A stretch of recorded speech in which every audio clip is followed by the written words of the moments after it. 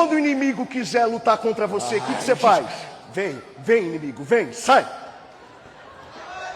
Nós trouxemos um convidado especial para o culto hoje. Cadê ele? Vem para cá.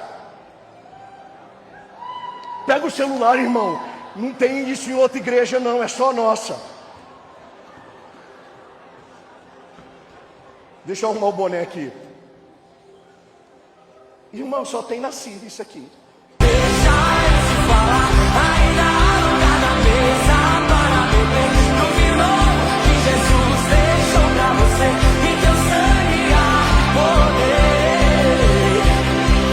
Deixa eu te falar, ainda há lugar na mesa para beber. No vinho que Jesus deixou pra você, em teu sangue há poder.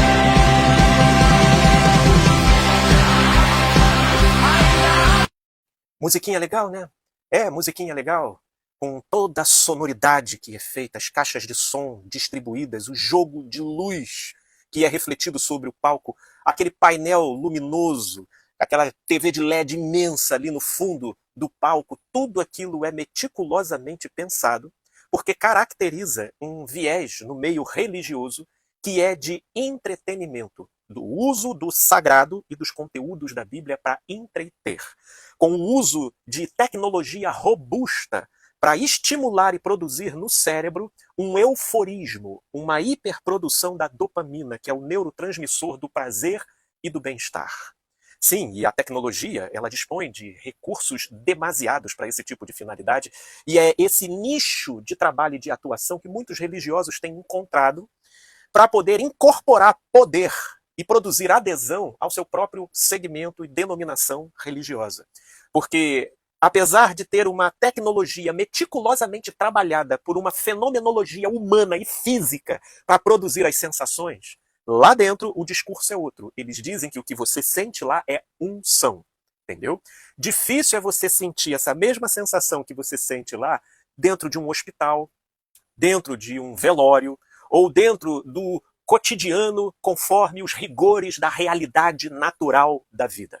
Esses outros cenários, como não dispõem desses aparatos tecnológicos, lá você não vai ter essa sensação. Pelo contrário, nesses locais você vai amealhar estresse, desconforto, que vai, por conseguinte, alimentar a carência, que gera no sujeito a dependência de ter que frequentar ambientes religiosos dessa natureza, porque só lá eles conseguem uma descarga de dopamina tal que eles conseguem despressurizar os estresses, as tensões e as ansiedades do dia a dia, mas tudo isso não pela unção, mas pelo artifício da tecnologia.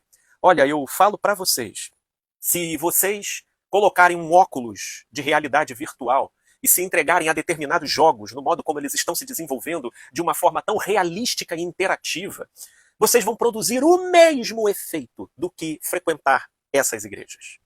E aqui vamos para o capítulo 2 dessa reflexão.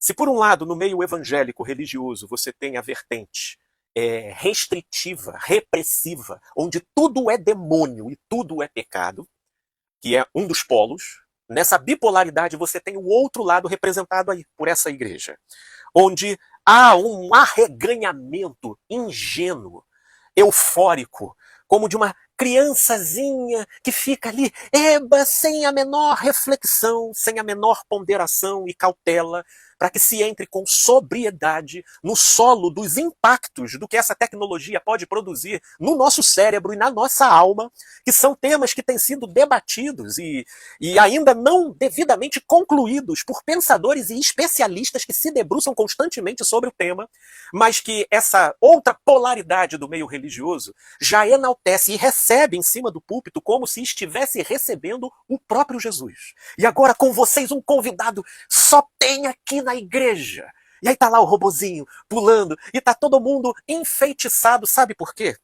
Porque para esse povo colocou esses elementos para atuarem debaixo de uma música que carregam as nomenclaturas do sagrado, pronto, para eles validou a coisa toda. Já não tem reflexão das implicações, dos desdobramentos, já não há nem na postura e na maneira dos seus preletores e líderes de comunicarem a coisa, nem na postura eles transmitem um convite à cautela, à sobriedade, à ponderação. Eu, particularmente, olho para essas tecnologias e o verso que me vem em mente são as palavras de Paulo lá em 1 Coríntios, no capítulo 7, quando ele diz de que, e lá naquele tempo, onde nem absolutamente nada desse processo tecnológico tão desenvolvido e que hoje mais do que nunca leva a gente a confundir realidade com virtual, Paulo já dizia, esteja no mundo como se nele não estivesse. Os casados sejam como se não fosse, aqueles que compram como se nada possuíssem. Porque Paulo diz, esse mundo é aparência. Ele é aparência. E a gente precisa ter essa reflexão de sobriedade na relação com aquilo que tem tecnologicamente o potencial de dialogar e estimular tanto os nossos instintos, sentidos e percepções, que a probabilidade de enganar, de iludir, de viciar a gente com químicas produzidas por parâmetros artificiais, produzindo na gente condicionamentos e tendências que vão inevitavelmente gerar dependência desses recursos e, consequentemente, relativizar uma espiritualidade saudável que se baste na fé. Sim, porque a grande pergunta é, essas sensações todas, no dia que surgiu um câncer, quando que elas se manifestam? Essas sensações que são produzidas artificialmente via estímulos tecnológicos, quando que elas se farão presentes? Quando de repente um ente querido do nada morre num acidente do trânsito e essa notícia bomba chega dentro da sua casa. Sim, são meios religiosos que não preparam e não estruturam o ser para o dia mau. Eles só entretêm. Sim, é entretenimento de palco, utilizando tecnologia para produzir efeitos e sensações boas e encobertando isso com uma teoria de unção e manifestação de Deus, mas é tudo humano, técnica humana, entretenimento, não acrescenta nada para o espírito. E enquanto isso, esse povo continua, seja na repressão e na negação de tudo, ou seja, nessa aceitação de adesão ingênua e aberta e irrefletida a tudo, continuam alienados. É para pensar, gente boa. Paz e luz, meus amigos e amigas.